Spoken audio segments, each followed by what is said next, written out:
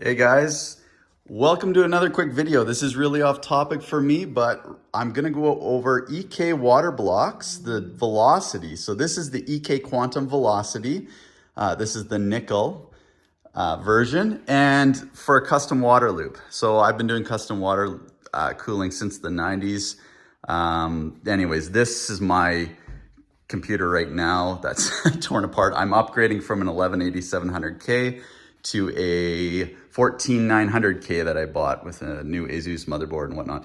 Anyways, enough with the rambling. The reason I'm making this video is if you guys do custom water cooling loops, make sure you watch this video because the jet plates are important. I'm gonna go over that. I'm gonna go over how to clean these, how to tear them apart, and just general maintenance on your loop. Anytime you're changing motherboards, I like to drain my coolant. I don't do it every 6 months, 9 months, even every year like everybody does. If I haven't done it in every 3 years, then it's time to do it, and it's been 3 years on this. This, I'm using a 15-year-old SwiftTech pump. I think it's a D5. It's been reliable.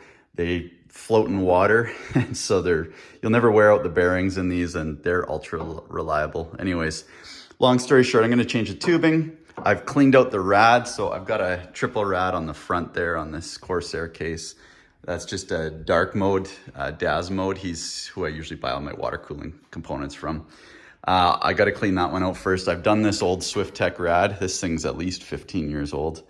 It's a low FPI rad. I like the low FPI rads. They don't clog up with dirt and fuzz and dust and cause brutal temps after it's been running in your case for a month, like some of the high FPI rads do. Anyways, first things first, don't be afraid to take things apart. I'm a mechanic. I've worked in IT though for years and just recently switched over to mechanics. But long story short, let's tear this down. This is an EK Velocity block. Yeah, quantum velocity. It's not the Velocity 2. I had this on my 8700K, which is an LGA 1151 Intel socket, and I'm going to upgrade it to be compatible with the LGA 1700 socket for my new 14900K CPU. What we want to do is, I've already taken this apart. I know this is all out of order in this video, but when I had it apart and cleaned it, I'm like, I should take a quick video for people because I'm going to answer some questions that I can't find online. Nobody answers them. So here we go.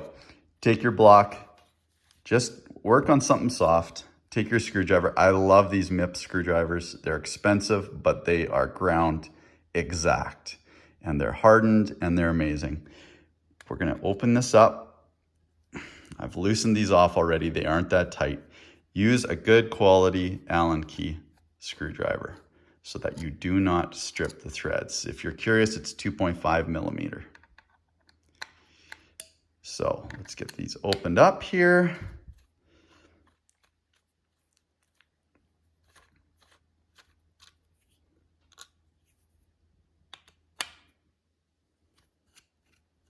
While I'm doing this, guys, this is a good thing to do every time you're cleaning your loop, changing system components, whatever. Clean out your stuff, clean out your rads. Just dump some distilled heated water through them, shake them around, dump them out, do it 3-4 times.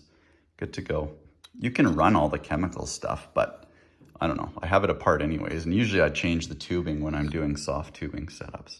All right, so this is the jet plate that I'm gonna go over. Mounted here, as you can see, I've cleaned it already. Yeah, so this is the 1 millimeter jet plate, which I'm gonna go over. This is the block. You wanna clean this. This is your main interface between the water and all that heat. On these things, almost 350 watts coming out of that 14900K, and that's the reason I'm cleaning this. So it's wet because I just had it washed, but I'm gonna show you how to do that now. Okay, now that we've got her all apart, I actually already did this and decided, you know what, why don't I get a video of all of it? But mine had a lot of goop all here behind the jet plate. So what you're gonna wanna do is take a microfiber towel, give it a wipe there, just a rough one right now. We can clean it up after, because I'd like to clean up in the channels and everything. And then take your jet plate, same thing, give it a wipe. And then my block, it was not bad, but what I did is, and what I prefer to do when cleaning aluminum, I do a lot of carburetor work as a mechanic and rebuilds and stuff, and been doing computer stuff my whole life. Anyways, long story short, what I would suggest is the best product I've found is this Dawn Power Wash. This stuff is amazing. It's similar to Dawn dish soap, like, you know, like the traditional blue stuff, but it does a way better job. It can break the surface tension and get right down into the grit that I can't even mechanically get with my ultrasonic cleaner even. It's actually crazy. So you're gonna wanna grab some of this Dawn Power Wash. In the States sometimes, or it used to be called Dawn Power Dissolver. Take it, give her a nice liberal squirt. And you're gonna wanna let it sit. Now I have it dry, so make sure it's dry, it works the best. And let it sit for 5, maybe even 10 minutes. I've already cleaned mine here, so I'm just gonna jump ahead. It's been sitting, you'll see most of the bubbles gone after that time. Oh, this is suction cup to the granite. So this is hard to show, but you're gonna take a brush and you're gonna gently scrub all in those cracks here. So I can't show this with one hand, so I'll just demonstrate. So you're just gonna gently scrub. I would suggest using a brush. This is a soft bristled brush. Anything very gentle. Now, if you're not using the same EK Velocity Waterblock, I would highly suggest that you be very careful. So let's just give this a rinse. So you're gonna gently scrub it back and forth. So I've had other water blocks from SwiftTech and other companies over the years that have very, very delicate fins in here. Like I'm talking like you look at them wrong and they bend. So if you have one of those that doesn't have slits, so they use water jets to cut these slits. Actually, no, they may use a very fine bit on the mill anyways to do this on these new ones. But anyways, long story short, if you don't have these long horizontal slits, vertical slits, you want to be very careful because those pins will bend. Even if you push on it with your finger, you'll bend them and ruin your block. So be very careful. These ones are much sturdier. All the new ones are like this, the all-in-ones that I've seen.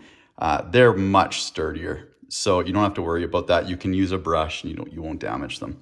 But just be very careful. If you have the pin style, I would spray it and rinse it. I would not push on it with anything. So this one's nice and clean, all ready to go on. Don't dry it with a towel or anything. Just use hot water so it evaporates on its own. And she's good to go.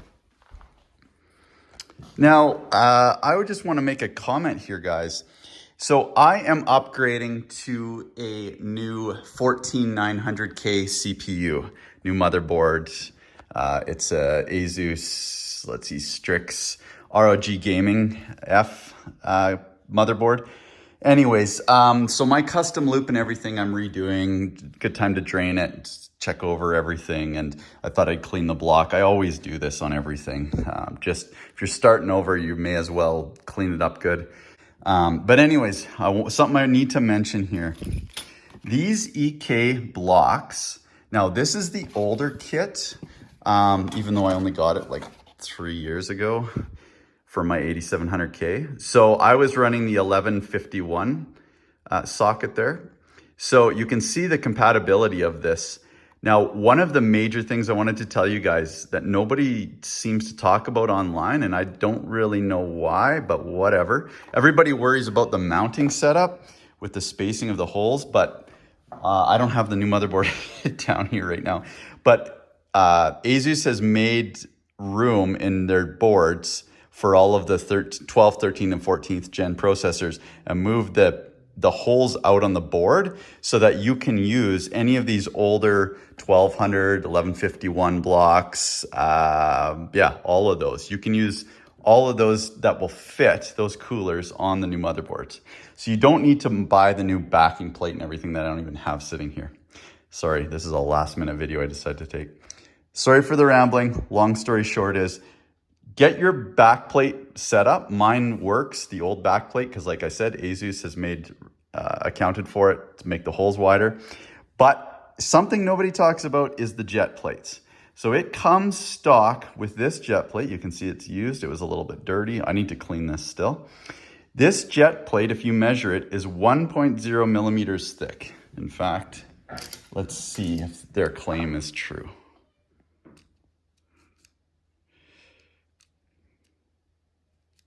Zero this guy out.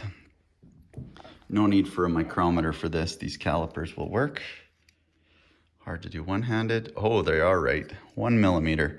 This one that they send in the kit is 0.8. Yeah, 0.79. So and this is the thing I was ranting about that nobody talks about, is I wanted to know which jet plate they recommend for this new LGA 1700 socket for the 12th, 13th, 14th gen Intels. EK support says to use the LGA 1151, which is the same as the 1200, and so the 2011 and 2066, I believe. I could be wrong on those other ones because I don't know. I haven't used those sockets for a long time. Anyways, it's the same as the 1151. Absolutely. So that's the stock one that it comes with. That is this one here. So that is the 1 millimeter. So just to clarify, if you're upgrading with this first gen EK Waterblock, the Velocity, not the Velocity 2, the Velocity, to an LGA 1700, which is Intel 12th, 13th, 14th gen, you need to make sure that you are using the 1.0 millimeter thick jet plate that sits in here. That's the one that mine came mounted with. And it's the same one I used on my 8700K, which is a LGA 1151 socket. Make sure if you use the thinner one, you're not going to get as good attempts. Anyways, she's clean. I'll clean this out just with the microfiber. You don't want to scratch up that nice Lexan or whatever it's composed of on this guy. I can't even remember. But just wanted to give you guys that tip. Don't be afraid to take this apart. When you take these screws out, yeah, just remember to use a high quality Allen key. Like I love these MIP ones, but I mean, these are expensive because they're hardened and they're ground exact and they are tight and you'll never strip anything. When you tighten it down, don't crank it down. Like tighten it, but don't think you've got to ham fist it, get it tight, because you'll actually make it leak by getting it too tight or potentially strip or even crack the Lexan plastic. Remember, you're screwing into plastic. Keep it snug, but don't over tighten it. Thanks for watching, guys. Hope this helps.